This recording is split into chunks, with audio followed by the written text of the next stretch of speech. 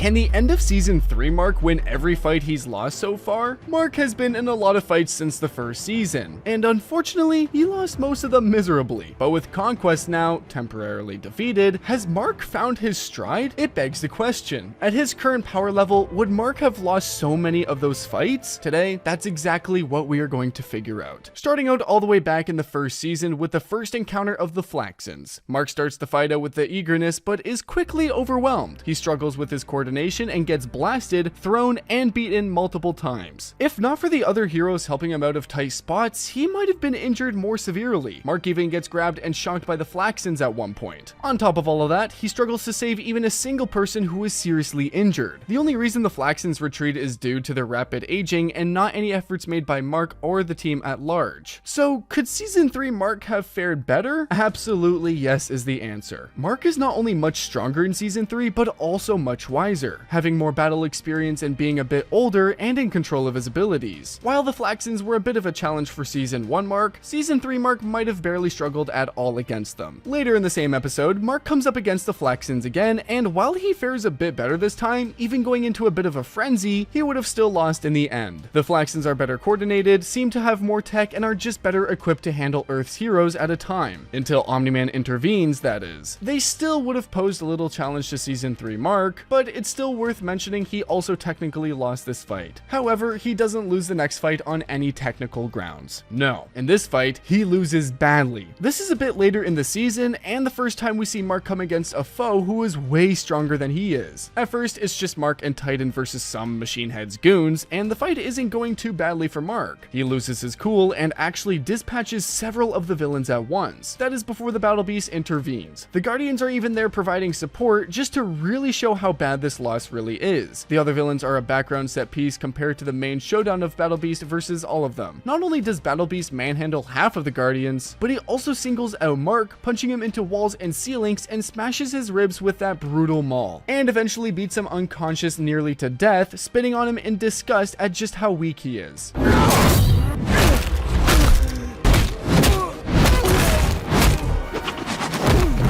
Mark is hospitalized for days and requires intensive care to survive. The only reason he was still alive was that Battle Beast got bored and decided to leave. So could Season 3 Mark have won this fight? Short answer, no. Absolutely not. Mark may have been able to mop up the low-level goons with ease, but the Battle Beast would most likely still brutalize him, maybe even deciding to finish the job. While Mark is now a lot stronger than he was before, he is still only a candle compared to a bonfire when it comes to Battle Beast. He would have fared a lot better, maybe even getting some decent shots in. The battle would have definitely been carried out across the city, but we know from the source material that Battle Beast is on a whole other level beyond that of even Conquest. No matter the collateral, the fight would still have ended the same way, except Battle Beast might have had a little bit more interest in the fight and likely would have finished the job. Let's move on to a bit more of an evenly matched battle. Towards the end of the season, as shocking revelations develop, we see Cecil unleash a massive kaiju to stop Omni-Man from finding Mark. This would have worked had Mark not found his dad anyway. Mark tries to intervene, not yet knowing the terrible truth. He tries to save his father. Starting the fight out very strong, he hits the enhanced kaiju so hard that a giant tooth comes flying out of its head, landing hundreds of feet away. But that's about the only good shot he gets in for the entire fight. He works with his father to bring the beast down, but as soon as Omni-Man is distracted by the Immortal, things go south for Mark pretty quickly. Struggling to even stay alive during this encounter, it's only due to Nolan's repeated interventions whenever he gets a chance that Mark is able to come out on top. Had Omni not been there, it would have likely been the end of Mark. So would Mark have fared better at his current level? I believe Mark would have beaten the creature, but not without a fight. This beast still caused quite the issue for Omni-Man himself, so I have my doubts as to how well the current Mark would cope. But given that once Omni-Man has regained his footing and is able to focus entirely on the creature, the fight is over pretty quickly. It can't have been too much of a match. Mark would have likely come through, but again, it would have been a bit more drawn out. He would have had to have been careful and placed his shots with strategy, or he might still be overwhelmed in the end. That brings us directly to the next fight, which Mark loses without a doubt. The biggest fight of the season, Omni-Man versus Mark. The moment of truth arrives and Mark is not ready in any sense. The fight starts out pretty fast and Omni-Man goes for shock and awe tactics against Mark, trying to show him that he doesn't stand a chance and that the humans he so desperately fights for are nothing more than vermin to the Viltrum Empire. But that doesn't work. Mark still decides to stand directly against his dad and try to defend the people of Earth. Nolan puts him in his place brutally, smashing him through the city of Chicago, killing thousands and collapsing buildings in his wake. But the most iconic moment of season 1 comes when Nolan pushes Mark through a speeding passenger train, killing almost everyone in it, using Mark as the tool of their demise.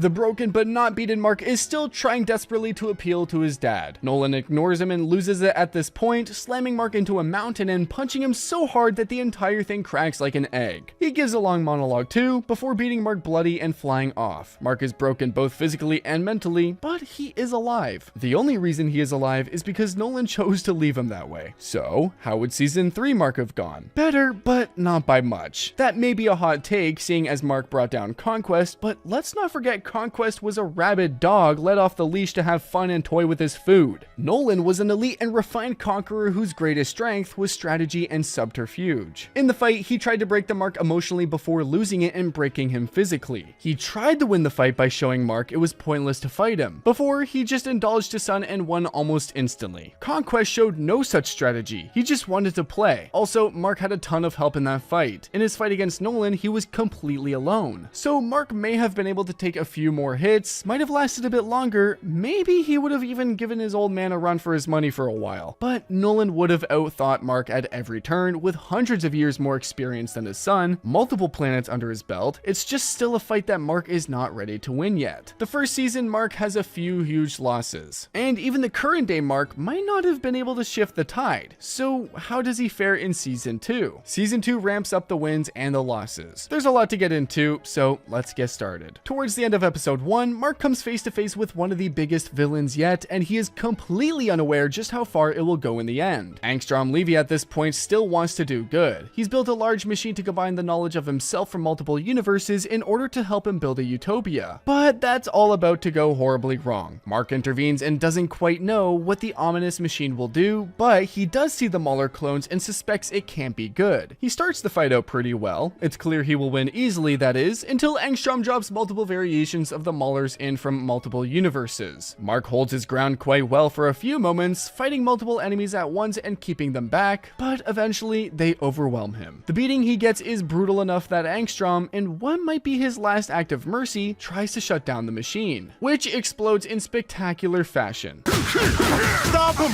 but don't kill him! No, I won't build my utopia with blood! Stop! There's too much power!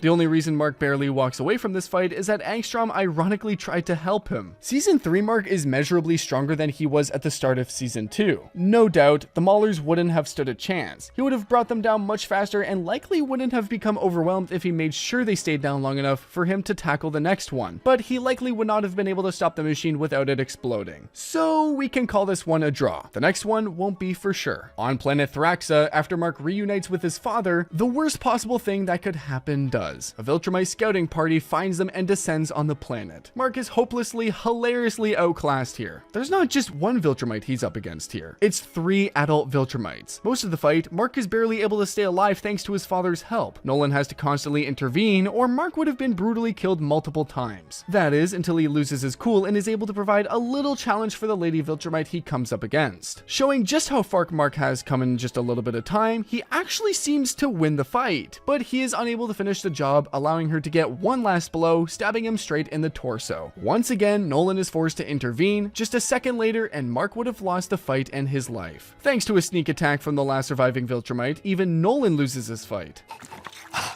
Mark, are you okay? No.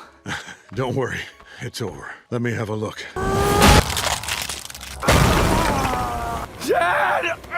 Next time, kill somebody. Make sure they're dead. A shocking loss from the father-son duo. But if the current Mark had been there, it likely would have been a different outcome altogether. Not only has Season 3 Mark fought more than a few Viltrumites, he's lost a lot of his reluctance to kill if he has to. While those 3 Viltrumite warriors were a terrifying prospect to Season 2 Mark, they were no match for Omni-Man, and they were definitely not Conquest. Mark likely would have won the fight with ease considering he almost won back in Season 2. It was just his naive mercy that allowed the Viltrumite to get a fatal blow in. A mistake he definitely wouldn't let happen twice. choice. Towards the end of the season, he comes up against another Viltrumite, Anissa. Unlike the previous Viltrumite scouting party, Anissa is an elite member of the warrior race. Sent as an unofficial diplomat, she attempts to reason with Mark at first, tries to appeal to his sense of bettering the human race. But Mark sees through the lies and the diplomacy. Anissa is so blindedly fast that she punches Mark into the atmosphere and seems to almost teleport behind him before smashing him back down to the earth full force. They tussle a bit and Mark lands a few shots. They don't do anything, but he does land them. All of this seemed to be Anissa just playing around because the moment she gets serious, all Mark can do is flail around trying not to die. The fight is over in seconds and Mark is left barely conscious in a crater. It's a hard watch for sure, but how would Season Mark cope in this situation? A lot better for sure, but I don't think he would win. While he's come up against an even stronger Viltrumite and won, he had help. Lots of it. In this situation, he's completely alone. Not only that, the reason he did so well against Conquest is because Conquest led him. He wanted to enjoy the fight, take his time and have his sick version of fun. Anissa subscribes to no such ideals. She is cold, calculating and efficient, and with her speed, that is said to be faster even than Omni-Man. She would likely still outclass even Season 3 Mark. We aren't sure how old she is, but she has more battle experience, greater control of her powers, she's faster and more brutal, and unlike Conquest, doesn't have any sick notion of letting herself be hit for fun. She would try to end the battle before it even began. An honorable mention to cap off the end of Season 2 is a technical, the return of Angstrom Levy. While Mark is hopelessly outmatched most of this fight, Angstrom is just a guy in reality. No super strength, no flight, no speed, just a man who can make portals. He spends most of the fight pushing Mark through multiple dimensions, tiring him out and just toying with him. But Mark does get the better of him and tricks him into a portal into what seems to be a desolate dimension. Mark does win the fight, although only technically Angstrom lives and he is trapped in a desolate dimension. If it weren't for a future variation of the Guardians of the Globe, he would have been trapped there forever and thus also he would have lost. So that begs the question, how would he fare later on in the series? Well, good news because we have the in-show answer to that. He wins pretty easily. Not only does Mark win, but he wins against an enhanced, tougher Angstrom. Fully equipped with drones and now able to fly thanks to technology, Mark is able to dodge and weave away from portals and brute force his way out of being just pushed into them. He beats Angstrom here fair and square, no trickery or technicalities, just a straight up win, although Angstrom does escape in the end. Coming now to Season 3, there aren't going to be any huge changes in the way a lot of these fights work out, but towards the end of the season, Mark makes a vow to Oliver that he will have far less mercy for the villains that pose a threat to his family, so a few of these battles might just nudge into Mark's favor. First up, surprisingly enough, it's Doc Seismic. That's right, not only does Doc Seismic beat Mark, he also captures most of the world's superhero teams and traps them in a super hard substance. Mark and Eve arrive underground to see all of their teammates already captured and are forced to fight Doc Seismic's new army. They do pretty well at first, until one of the giant centipedes manages to poison the Mark. Now easy prey, they are both captured as well. It's thanks to Darkwing and several pods of Reanimin that the day is won. They bring down Seismic and free the heroes. But Mark would have won this out of a technicality. See, Eve was about to free him. He may have been able to buy her enough time to free a few more heroes to gain the upper hand. But Seismic was also about to collapse the cave and crush most of them. So it all comes down to who would have survived long enough to be freed and how fast Mark would have been able to go from defense to offense. We also see that as soon as Seismic was out of the picture, the creatures went almost completely docile. Had Mark targeted Doc Seismic from the get-go and simply ripped him out of there, the creatures would have lost interest and they would have won straight away. Maybe that vow he takes at the end of the season would have made the difference here. That takes us straight into the next fight. Mark versus Cecil, confronting Cecil about the use of the Reanimin and the criminal Darkwing. Cecil, in a bit of desperation, attempts to show Mark that he is not playing around. Taking him to the dark room, he shows off the refinement and new Viltrumite nullification frequency. Mark might have been able to handle the Reanimin, but thanks to the frequency, he is dropped like a sack of potatoes. It's all Mark can do to escape the fight, which he only manages thanks to Cecil halting the frequency for a moment to talk. Protection from what? Protection from me? It's my job to defend the planet from threats. Don't make me put you in that category, Mark. You think you can shut me up? Is that all you got? Why did you have to ask that, kid?